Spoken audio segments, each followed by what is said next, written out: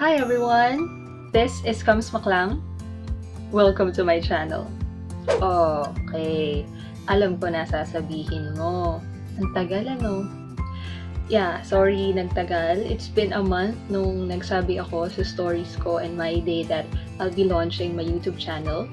But after a long time coming, finally, it's here now. First of all, I'd like to thank you, ikaw na nanonood ngayon. Salamat sa paghihintay ng maraming mga araw, linggo, at buwan for me to launch officially my YouTube channel.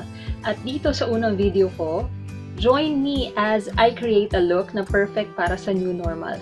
This look is budget-friendly, beginner-friendly, and time-saving.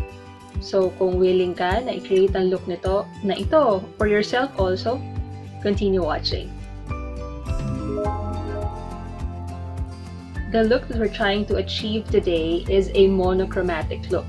Monochromatic meaning from one color family, yun lang ang gagamitin natin for our entire face. It doesn't really mean na isang kulay lang for your eyes, for your cheeks, and for your lips.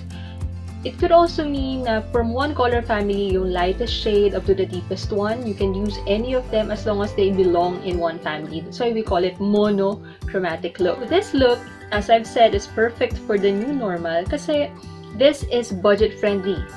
Why? Because you don't need to buy any new product. You don't need to go out and have a new or a number of products that you can use for yourself, but you can simply use those which are already available in your makeup kit. Kahit yung mga luma na, just as long as they're not yet expired, go lang. Second one is it's beginner friendly. Why? You don't have to use any tool for this.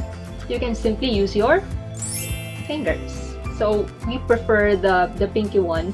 What do you call this? Yung palasingsingan. Because they say this is more gentle and that's what you need para hindi masyadong nahihila yung skin because you need to be gentle on your skin. Third is it's time saving. In reality, without you talking like what I'm doing right now, you can actually finish this look for 5 to 10 minutes maximum. So let's first have a look at what products you can use to achieve that monochromatic look. Perfect for your Zoom meetings, online classes, o yung mga saglitang labas ng bahay. You can use the traditional lipstick, ang inyong mga lippies. Lipsticks can range from yung traditional na ganito, na, what do you call this? Stick. Yeah, stick. Merong mga naka-stick, merong, stick din naman to. There are lipsticks now which are liquid like this. Another, aside from your lipstick, kung hindi mo feel gamitin yung lipsticks mo, meron tayong, of course, ang readily available almost anywhere, ay ang inyong mga lip tints. I believe na napakadami na merong lip tints ngayon. Tanungin mo ang mga bata, and even the old, they have their lip tints. Medyo tricky lang gamitin sa lip tints. It's just, madali siyang mag-set. So, madaling mag-stain. Maganda yun kasi maganda ang color pigment, talagang kulay kung kulay, pack na pack. Pero, if hindi mo bibilisan ang pagkalat or ang pag-spread sa iyong skin, sa iyong face, baka matuyo na siya agad, hindi na ikalat agad, so nakabakat na siya and it doesn't look good. After lipstick, you can go for multifunctional products.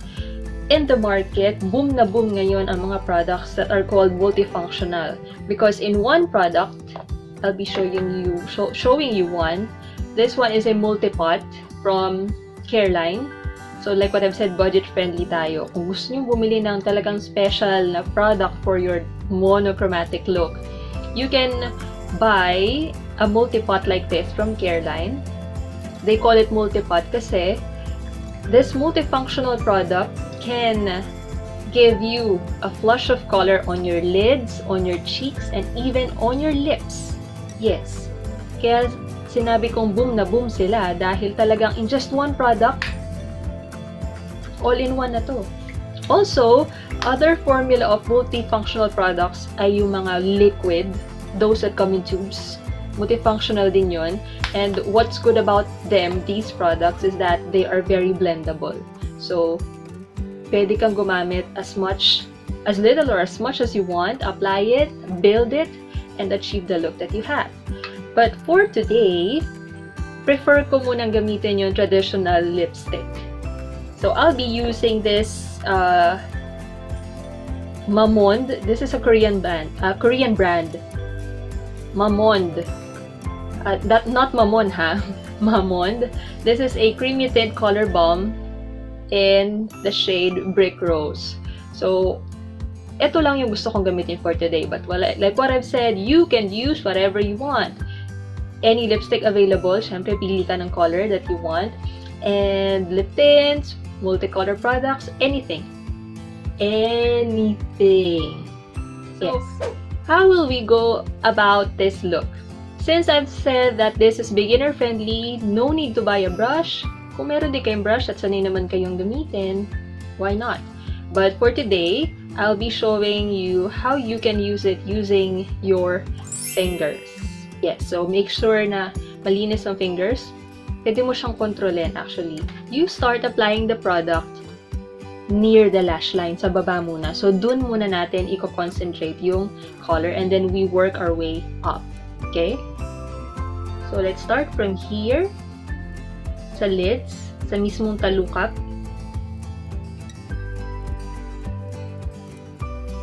Ayan, kumalat. Ayan, kumalat na siya. Okay. Try to use just one finger as an applicator para hindi masyadong messy. So, with what you have there, dun ka lang muna sa lids, dun sa talukap ng mata. And then you look at yourself straight into the mirror. And then, paano siya magmumukhang mas natural, mas diffused yung color? Whatever's left on your finger, ikalat mo lang siya palabas. You don't necessarily have to color yung buong part na to ng mata, no. Just try to dab whatever is left. Tapik-tapik mo lang, palabas. So that it looks blended, it looks more natural. Do you see the difference? Ito may kulay na siya and it adds brightness to your eyes. Mas nabubuhay if you compare these two. So let's have the other eye. Again, start at the bottom.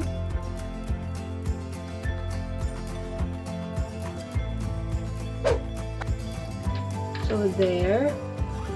If you want to add more intensity to your eyes, pwede naman mag-build up ng color. You can actually build up yung gano'ng ka-bright or gano'ng subtle lang yung color. Now, let's move on to the cheeks sa ating pisngi.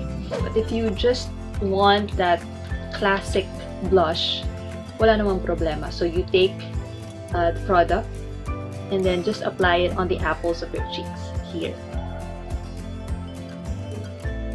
Mga tatlong stamp.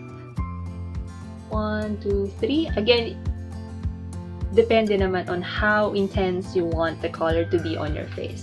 So you just mix it, dab, dab, dab, gently pat on your cheeks.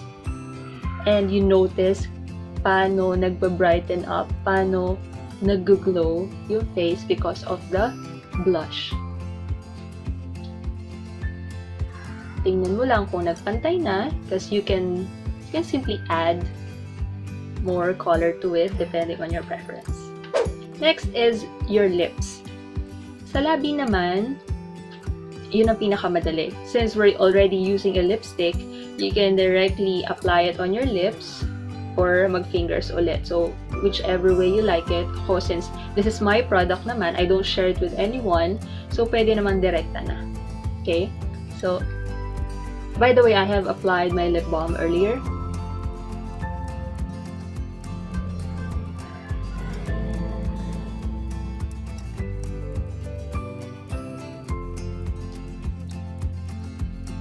Let me curl my lashes first. This look actually is perfect for your Zoom meetings, online classes. So, saglitan lang, mga 5 minutes to 10, you're done.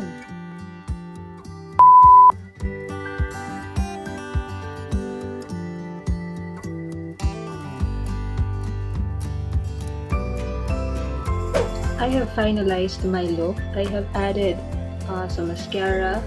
Nag-freshen up na rin ako with powder. Just remember that when you do this look, mas maganda kung wala mo ng powder sa skin mo. Because the tendency is mahirap i-blend sa cheeks yung product kapag may powder na. So, mas maganda, prepare mo na yung base, like pwedeng yung BB cream, foundation, liquid foundation, or kung hindi mo naman gusto mag-ganon, pwede as is lang, your bare face. Mas maganda lang na mag-moisturizer muna beforehand.